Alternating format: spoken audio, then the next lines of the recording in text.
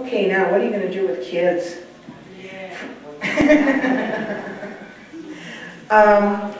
Use the teenagers, use the young adults to help with the little kids, because the little kids really look up to the teenagers, no matter what, what the circumstances are.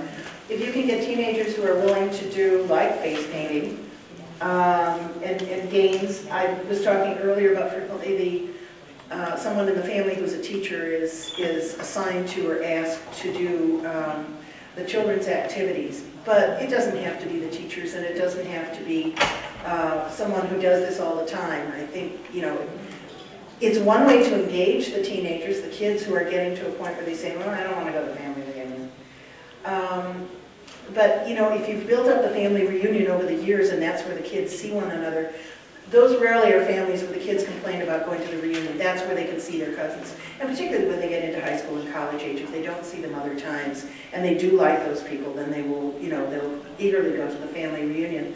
But get those people, get those kids, get the kids to help the kids with anything you do. Scavenger hunts and treasure hunts have to be planned in advance. You don't get there and decide to do it.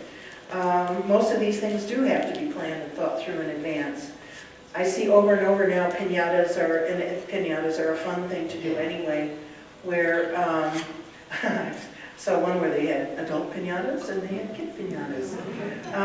When the adults say, I want to do that too, we better get one for the adults.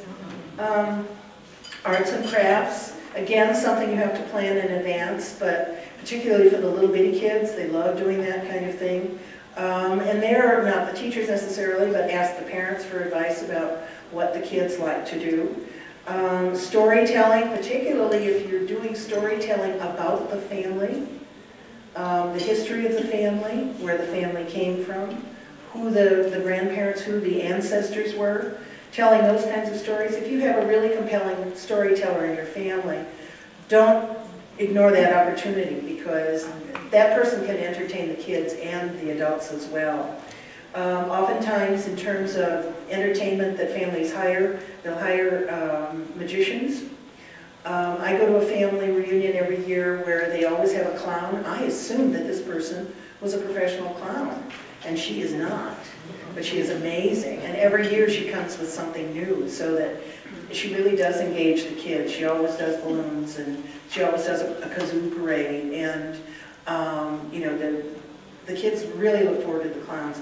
Her daughter is about 14 or 15 now, so she has a clown and a daughter clown.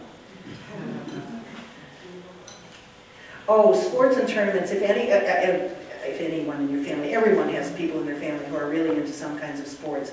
And if there are a number of people who are into a particular kind of sport, do some tournaments over a period of days. Don't necessarily, you can either do them at the picnic, or you can do them over, from day one, depending on the kind of things that you're setting up. Some of them can be silly.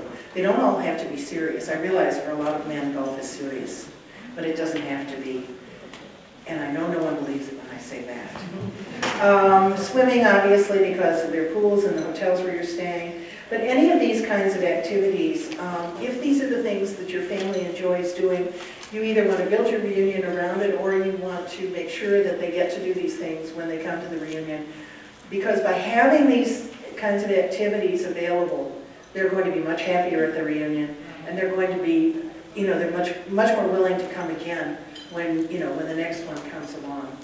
I realize not everybody likes hiking, biking, rafting, and skiing, but if that's something your family likes, by all means, make sure that you at least make the provision so that they're able to do it. How many of you have talent shows? I think the talent shows are really, really fun. It's an opportunity for the little girls to wear their recital tutus, and for the kids who take piano lessons, if you have access to a piano, to play their piano piece. And if you announce this ahead of time, when people coming to the reunion, you're not going to set up a talent show the weekend of the reunion, you're going to announce it ahead of time.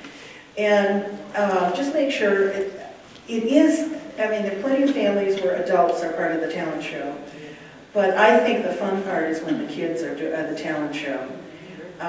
Kids imitate. They can get up and sing and, imitate some songs, American Idol. They can do almost anything they want to do, and there's plenty of great audience because the grandparents are going to be cheering and the parents are going to be cheering. And it's the one time that the kids can, sort of get the adulation of all their family, regardless of how good they are. Because we all know that isn't a diva status, but it sure is fun to watch. Fashion shows, oftentimes families do fashion shows. Usually their own clothes, just walking and parading around. Skits, if you can get kids to get together, either do a script or some kind of story and say to the kids, act this out. And if you think it through ahead of time and you give them some kind of an outline, or you don't even have to necessarily recruit them ahead of time, but you do have to start recruiting them the minute they get there. Bring some kind of props or costumes for them, and give them a topic and let them entertain the family.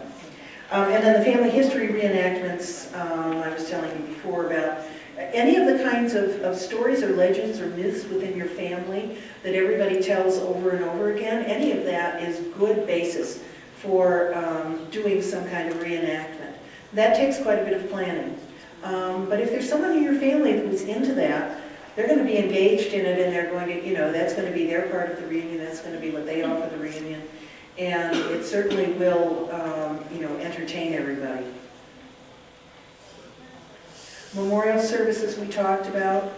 I am a strong believer that if within your family there are several religions, that you try to incorporate all of them into your service, because that way at least members of your family will learn a little bit about other religions. If there's a dominant religion, usually that's what people do, but to be able to at least help your family understand why some members aren't a part of another religion, or part of your religion, is really an opportunity, a good educating moment for your family to incorporate those things in. A memorial service would feature, that's a poor word, the people who have passed since the last reunion. At least make sure that they are mentioned, and a little bit about, how important they were. And if they were part of planning the reunions, it's a good idea to share that information as well. A business meeting, we had talked about that before. You can do recognitions, awards. A lot of families do scholarships, and this might be a good place to distribute the scholarships or acknowledge them. It's also, business meeting is also a good place to set your date for the next reunion and to begin recruiting volunteers for the next reunion. It'll save you a lot of time if a couple of family members have said to you, I'll do this, or I'll do this, or I'll do this. Then you have it all set up. If they volunteered, be sure that you follow up with them to make sure that they, remember what they had volunteered to do. And then obviously eat, visit, and have fun. At a family reunion, we were talking about the age range. You need something for the kids. You also need some comfortable folding chairs under shady trees for the older members of the family, so that at the picnic they can sit and talk, because that's what they mostly really want to do.